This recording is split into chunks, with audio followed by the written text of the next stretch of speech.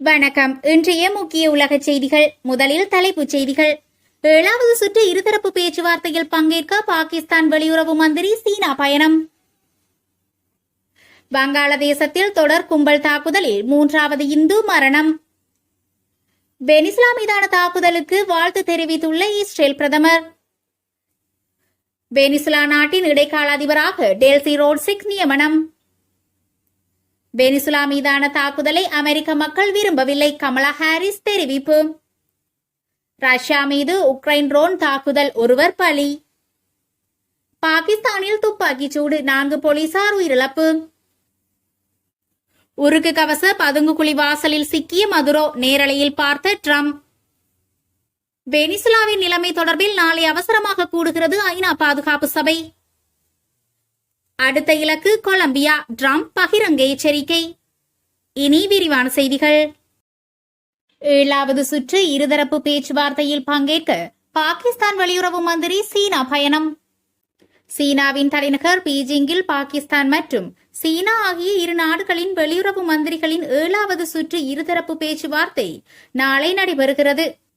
இந்த பேச்சுவார்த்தையில் பங்கேற்கும்படி பாகிஸ்தான் துணை பிரதமர் மற்றும் அந்நாட்டின் வெளியுறவுத்துறை மந்திரியான இஷாக் தாருக்குக்கு சீன வெளியுறவுத்துறை மந்திரி வாங்கி அழைப்பு விடுத்தார். இந்த அழைப்பின் பேரில் வெளியுறவு மந்திரிகளின் பேச்சுவார்த்தையில் கலந்து கொள்வதற்காக இஷாக் தார் இன்று சீனாவுக்கு புறப்பட்டு சென்றார். இதுபற்றி பாகிஸ்தான் நாட்டின் வெளியுறவு அலுவலகம் வெளியிட்ட செய்தியில், சீன வெளியுறவு மந்திரியின் அழைப்பை ஏற்று சீனாவுக்கு தார் சுற்றுப்பயணம் செய்கிறார். 2026ஆம் ஆண்டில் சீனாவுக்கு பயணம் மேற்கொள்ளும் வெளிநாட்டின் முதல் முக்கியஸ்தராக தார் இருப்பார்.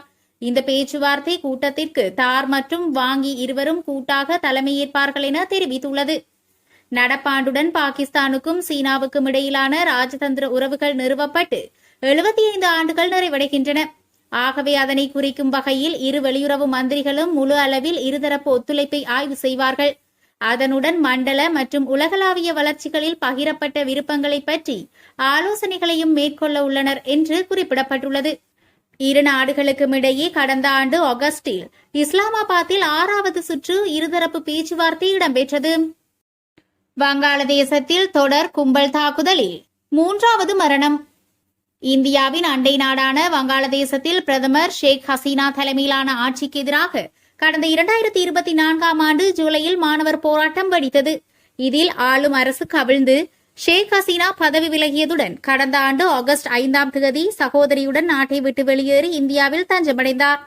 இதன் பின்னர் நோபல் பரிசு பெற்ற பேராசிரியர் முகமது யூனுஸ் தலைமையில் வங்காளதேசத்தில் இடைக்கால அரசு அமைந்தது. நாட்டின் தலைமை ஆலோசகராக யூனுஸ் செயற்பட்டு வருகிறார். கடந்த 2024ஆம் ஆண்டு ஜூலை மாதம் கிளர்ச்சியில் ஈடுபட்டவர்களின் முக்கிய தலைவராக இருந்தவர்களில் ஷெரீப் உஸ்மான் ஹாதி என்பவரும் ஒருவர். இவர் இங்குலாப் மாஞ்சா என்ற அமைப்பை நிறுவி அரசியலில் ஈடுபட்டார். தலைநகர் டாக்காவின் பிஜோய் நகர் பகுதியில் பிரச்சாரத்தில் ஈடுபட்டிருந்த அவரை மர்ம நபர்கள் துப்பாக்கியால் சுட்டுவிட்டு தப்பினர். இந்நிலையில் சிங்கப்பூரில் தீவிர சிகிச்சை பெற்று வந்த அவர் சில நாட்களில் உயிரிழந்துவிட்டார். டிசம்பர் மாதத்தில் ஏற்பட்ட அவருடைய மரணம் தொடர்ச்சியாக வங்காளதேசத்தில் வன்முறையாக வெடித்தது. இதில் முன்னாள் கல்வி மந்திரி மொஹிபுல் ஹசன் சௌத்ரியின் வீடு கொளுத்தப்பட்டது. வங்காளதேசத்தின் நிறுவன தந்தையான ஷேக் முஜிபுர் ரஹ்மானின் வீடும் சூறையாடப்பட்டது. இந்திய துணை தூதரின் வீடு மீதும் கல்வீச்சு சம்பவம் இடம்பெற்றிருந்தது. இதன் தொடர்ச்சியாக அந்நாட்டில் வசிக்கும் இந்துக்கள் மீது கொடூர தாக்குதல் நடத்தப்பட்டது. இதற்கு முதலில் பலியானவர் மைமன் சிங் நகரைச் சேர்ந்த திபு சந்திரதாஸ். துணி தொழிற்சாலை ஒன்றில் வேலை செய்து வந்த அவரை மத நிபந்தனை செய்து விட்டார் என கூறி அவருடைய ஆடைகளை களைந்து நிர்வாணப்படுத்தி ஒரு கும்பல் தொங்கவிட்டது. பின்னர் கம்பத்தில் கட்டி வைத்து அடித்து கொலை செய்தது. இதன் பின்னர் அவருடைய உடலை தீ வைத்து எரித்தது. இந்த கொடூர சம்பவத்திற்கு ஆளும் இடைக்கால அரசு கடும் கண்டனம் தெரிவித்திருந்தது. எனினும் வன்முறை கும்பலின் தாக்குதல் நிற்கவில்லை.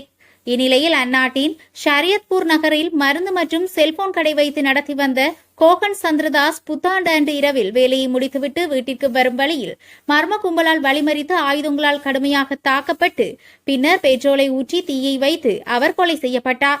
இதற்கு முன்பு அம்ரித் மொண்டல் என்பவர் கும்பல் தாக்கி பலியானார். அவர் கும்பல் தாக்குதலில் உயிரிழந்த 2வது இந்து நபர் ஆவார்.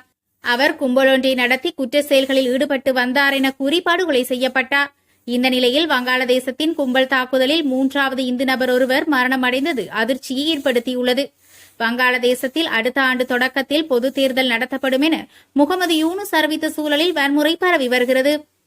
வெனிசுலா மீதான தாக்குதலுக்கு இஸ்ரேல் பிரதமர் வாழ்த்து. வெனிசுலா மீது தாக்குதல் நடத்தப்பட்டது தொடர்பாக ட்ரம்புக்கு இஸ்ரேல் பிரதமர் பெஞ்சமின் நெதன்யாகு வாழ்த்து தெரிவித்தார். இது தொடர்பாக அவர் தனது எக்ஸ் வலைதளத்தில், சுதந்திரம் மற்றும் நீதிக்காக உங்கள் துணிச்சலான மற்றும் வரலாற்று சிறப்புமிக்க தலைமைக்கு வாழ்த்துக்கள். ஜனாதிபதி டொனால்ட் ட்ரம்ப், உங்கள் தீர்க்கமான மன உறுதியையும் உங்கள் துணிச்சலான வீரர்களின் அற்புதமான செயலையும் நான் வணங்குகிறேன் என்று பதிவிட்டுள்ளார். வெனிசுலா நாட்டின் இடைக்கால அதிபராக டெல்சி ரோட்ரிக்ஸ் நியமனம். புளோரிடாவில் உள்ள தனது கிளப்பில் கடந்த 2 வாரங்களாக முகாமிட்டுள்ள ட்ரம்ப் அங்கிருந்தபடி தனது சமூக வலைதள பக்கத்தில் வெனிசுலா தாக்குதல் செய்தியை பதிவிட்டார். அதில் அவர் கூறியிருப்பதாவது: அமெரிக்க சட்ட அமலாக்கத்துறையுடன் இணைந்து வெனிசுலா மீது அமெரிக்கா வெற்றிகரமாக தாக்குதலை நடத்தியது. வெனிசுலா அதிபர் மதுரோவும் அவருடைய மனைவியும் கைது செய்யப்பட்டனர். அவர்கள் நாடு கடத்தப்பட்டனர். மீதி விவரங்கள் பின்னர் வெளியிடப்படும் என்று கூறியிருந்தார். வெனிசுலா நாட்டை அமெரிக்காவே தற்காலிகமாக நிர்வகிக்கும் என்றும் ட்ரம்ப் கூறியிருந்த நிலையில் வெனிசுலா நாட்டின் இடைக்கால அதிபர் டெல்சி ரோட்ரிக்ஸ் நியமனம் செய்யப்பட்டுள்ளார். வெனிசுலாவின் உச்சநீதிமன்றம் இந்த உத்தரவை பிறப்பித்துள்ளது. வெனிசுலாவின் எண்ணெய், பொருளாதாரம் உள்ளிட்ட துறைகளை டெல்சி ரோட்ரிக்ஸ் கவனித்து வந்திருந்தார். வெனிசுலா மீதான தாக்குதலை அமெரிக்க மக்கள் விரும்பவில்லை, கமலா ஹாரிஸ் தெரிவிப்பு. வெனிசுலா மீதான இந்த தாக்குதல் குறித்து அமெரிக்க முன்னாள் துணை ஜனாதிபதி கமலா ஹாரிஸ் எக்ஸ் தளத்தில் வெளியிட்டுள்ள பதிவில் கூறியிருப்பதாவது: வெனிசுலாவில் டொனால்ட் ட்ரம்ப் மேற்கொண்ட நடவடிக்கைகள் அமெரிக்காவை பாதுகாப்பானதாகவோ வலிமையானதாகவோ மாற்றவில்லை. மதுரா ஒரு கொடூரமான சர்வாதிகாரி என்பதால் இந்த நடவடிக்கை சட்டவிரோதமானது மற்றும் விவேகமற்றது என்ற உண்மை மாறிவிடாது. இந்த கட்சிகளை நாம் முன்பே பார்த்திருக்கிறோம். ஆட்சி மாற்றத்துக்காக அல்லது எண்ணெய்க்காக நடத்தப்படும் போர்கள் குழப்பமாக மாறும். அமெரிக்க குடும்பங்கள் அதற்கான விலையை செலுத்த வேண்டியிருக்கும். அமெரிக்க மக்கள் இதை விரும்பவில்லை. அவர்கள் பொய்களை கேட்டு சோர்வடைந்துள்ளனர். இது போதைப்பொருள் அல்லது ஜனநாயகம் பற்றியது அல்ல. இது எண்ணெய் மற்றும் பிராந்திய வலிமையை நிரூபிக்க விரும்பும் டொனால்ட் ட்ரம்ப் பற்றியது. போதைப்பொருள் அல்லது ஜனநாயகம் பற்றி ட்ரம்ப் அக்கறை கொண்டிருந்தால் ஒரு போதைப்பொருள் கடத்தல்காரரை மன்னிக்கவோ அல்லது மதுரோவின் கூட்டாளிகளுடன் ஒப்பந்தங்களை தொடர்ந்து கொண்டு வெனிசுலாவின் நியாயமான எதிர்ப்பை ஒதுக்கி வைக்க மாட்டார். அதிபர் ட்ரம்ப் ராணுவ படைகளை ஆபத்தில் ஆழ்த்துகிறார், கோடிகளை செலவிடுகிறார், ஒரு பிராந்தியத்தை சீர்குலைக்கிறார். உழைக்கும் குடும்பங்களுக்கான செலவுகளை குறைத்தல், சட்டத்தின் ஆட்சியை அமல்படுத்துதல், கூட்டணிகளை வலுப்படுத்துதல் மற்றும் மிக முக்கியமாக அமெரிக்க மக்களை முதன்மைப்படுத்துதல் ஆகியவற்றை முன்னுரிமைப்படுத்தும் தலைமை அமெரிக்காவிற்கு தேவை என அவர் குறிப்பிட்டிருந்தார். ரஷ்யா மீது உக்ரைன் ட்ரோன் தாக்குதல், ஒருவர் பலி. உக்ரைன் ரஷ்யா இடையே இன்று 1410வது நாளாக போர் நீடித்து வருகிறது. இந்த போரில் ஆயிரக்கணக்கானோர் உயிரிழந்துள்ளனர். இப்போரில் உக்ரைனுக்கு அமெரிக்கா, ஐரோப்பிய நாடுகள் ஆதரவளித்து வருகின்றன. அதேவேளை போரை முடிவுக்கு கொண்டுவர அமெரிக்க ஜனாதிபதி ட்ரம்ப் முயற்சித்து வருகிறார். ஆனாலும் போர் தொடர்ந்து நடைபெற்று வருகிறது. இந்நிலையில் ரஷ்யாவின் எல்லையோர மாகாணமான பெல்கோராட்டில் சாலையில் சென்ற கார் மீது உக்ரைன் இன்று ட்ரோன் தாக்குதலை நடத்தியது. இந்த தாக்குதலில் ஒருவர் உயிரிழந்தார், மேலும் 2 பேர் படுகாயமடைந்தனர். பாகிஸ்தானில் துப்பாக்கிச் சூடு, 4 போலீசார் பலி. பாகிஸ்தானில் பல்வேறு பயங்கரவாத அமைப்புகள், கிளர்ச்சி குழுக்கள் செயற்பட்டு வருகின்றன. இந்த பயங்கரவாத அமைப்புகள் அவ்வப்போது பொதுமக்கள் பாதுகாப்பு படையினர் மீது தாக்குதல் நடத்தி வருகிறது. இந்நிலையில் அந்நாட்டின் கைபர் பக்துவா மாகாணம், பனு மாவட்டம், லஹி மார்வாட் மண்டன் ஆகிய 2 பகுதிகளில் போலீசாரை குறிவைத்து மர்ம நபர்கள் துப்பாக்கிச் சூடு தாக்குதலை நடத்தினர். இந்த துப்பாக்கிச் சூட்டில் 4 போலீசார் உயிரிழந்தனர். வெனிசுலா நிலைமை, நாளை அவசரமாக கூடுகிறது ஐநா பாதுகாப்பு சபை. வெனிசுலாவில் அமெரிக்க ராணுவ நடவடிக்கை மற்றும் வெனிசுலாவின் எதிர்காலம் குறித்து விவாதிக்க ஐக்கிய நாடுகள் பாதுகாப்பு சபை நாளை அவசர கூட்டத்திற்கு அழைப்பு விடுத்துள்ளதாக வெளிநாட்டு ஊடகங்கள் தெரிவிக்கின்றன. வெனிசுலா ஜனாதிபதி நிக்கோலஸ் மதுரா மற்றும் அவரது மனைவியை அமெரிக்கா சிறைப்பிடித்தது குறித்து கவனம் செலுத்த இந்த அவசர கூட்டம் நடத்தப்படும் என்று கூறப்படுகிறது. ஐநா தலைமையகத்தில் உள்ள 15 நாடுகளைச் சேர்ந்த தூதர்கள் இதில் பங்கேற்பார்கள் என்று கூறப்படுகிறது. இதேவேளை அமெரிக்க ராணுவத்தின் வான்வழி தாக்குதல்களில் குறைந்தது 40 வெனிசுலா வீரர்கள் மற்றும் பொதுமக்கள் கொல்லப்பட்டதாக வெளிநாட்டு ஊடகங்கள் தெரிவிக்கின்றன. வெனிசுலாவின் மூத்த அதிகாரியை மேற்கோள் காட்டி வெளிநாட்டு ஊடகங்கள் இதனை தெரிவித்துள்ளன.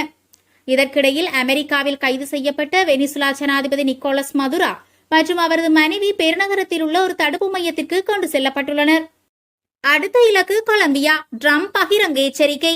அமெரிக்க ஜனாதிபதி டொனால்ட் ட்ரம்ப் கொலம்பிய ஜனாதிபதி குஸ்டாவோ பெட்ரோவுக்கு கடுமையான எச்சரிக்கையை விடுத்துள்ளார். போதைப்பொருள் கடத்தல்கள் குறித்த கவலையை மேற்கோள் காட்டி குறித்த எச்சரிக்கையை விடுத்துள்ளார். வெனிசுலாவின் தலைவர் நிக்கோலஸ் மதுராவை அமெரிக்கா ஒரு பெரிய அளவிலான ராணுவ நடவடிக்கையில் தற்போது நாடு கடத்தியுள்ள பின்னணியில் குறித்த எச்சரிக்கை வெளியாகியுள்ளது.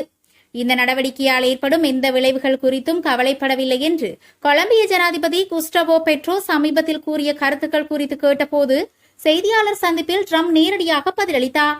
குஸ்டோவுக்கு கொக்கைன் தயாரிக்கும் தொழிற்சாலைகள் உள்ளன.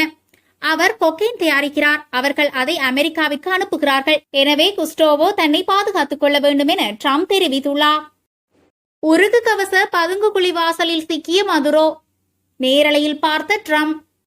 வெனிசுலாவில் அதன் ஜனாதிபதி அமெரிக்க கொமாண்டாக்களால் கைது செய்யப்பட்ட நடவடிக்கையை அமெரிக்க ஜனாதிபதி டொனால்டு ட்ரம்ப் தனது மாரேலாகோவில் உள்ள வதிவிடத்தில் வைத்து நேரடியாக பார்வையிட்டுள்ளதாக அறிவிக்கப்பட்டுள்ளது. குறித்த காட்சிகளை சிறப்பாக அமைக்கப்பட்ட திரைகளில் அவருக்கு காணொலியாக ஒளிபரப்பப்பட்டதாக தெரிகிறது. 150க்கும் மேற்பட்ட விமானங்களுடன் நடத்தப்பட்ட ஆபரேஷன் அப்சல்யூட் ரிசர்வ் என்ற குறியீட்டு நடவடிக்கையில் பிடிக்கப்பட்ட வெனிசுலா ஜனாதிபதியும் அவரது துணைவியும் தற்போது நியூயார்க் புளூரூக்கில் உள்ள பெருநகர் தடுப்பு மையத்தில் தடுத்து வைக்கப்பட்டுள்ளனர். வெனிசுலாவில் உள்ளூர் நேரப்படி நேற்று அதிகாலை 2 மணிக்கு டெல்டா படை கொமாண்டோக்கள் நைட் ஸ்டாக்கர்ஸ் எனப்படும் சிறப்பு நடவடிக்கை விமானப்படை பிரிவு உலங்கு வானூர்திகள் மூலம் தலைநகரில் காராகஸில் உள்ள மதுரோவின் வதிவிட வளாகத்தில் தரையிறங்கி இந்த நடவடிக்கையை மேற்கொண்ட போது அதனை ட்ரம்ப் பார்வையிட்டுள்ளார். அமெரிக்க படையினரின் தனது வளாகத்தை சுற்றி வளைத்ததை அறிந்த மதுரோ தனது வதிவிடத்தில் இருந்த உருக்கு கவசங்களை கொண்ட பதுங்கு குழிக்கு தப்பிச் செல்ல முயன்ற போது அந்த முயற்சி அமெரிக்க கொமாண்டோக்களால் முறிக்கப்பட்டு அவர் கைது செய்யப்பட்டார். ட்ரம்ப் இந்த நடவடிக்கைக்கு கிறிஸ்துமஸுக்கு முந்தைய நாட்களில் பச்சை கொடி காட்டிய போதிலும் வானிலை சீராகியதும் இந்த நடவடிக்கை எடுக்கப்பட்டுள்ளது. நேற்று தனது இரவு உணவை முடித்த பின்னர் இந்த நடவடிக்கைக்கு இறுதி அனுமதி வழங்கிய ட்ரம்ப் அதன் பின்னர் இந்த நடவடிக்கையை நேரடியாக பார்த்துள்ளார். முதலில் அமெரிக்க உலங்கு வானூர்திகள் கடல் மட்டத்தில் இருந்து 100 அடி உயரத்தில் தாழ்வாக பறந்து கராகஸுக்கு சென்ற பின்னர் இந்த நடவடிக்கை ஆரம்பிக்கப்பட்டது. சொற்ப நேரத்தில் வெனிசுலா ஜனாதிபதி அமெரிக்க படையினரால் பிடிக்கப்பட்டமை குறிப்பிடத்தக்கது.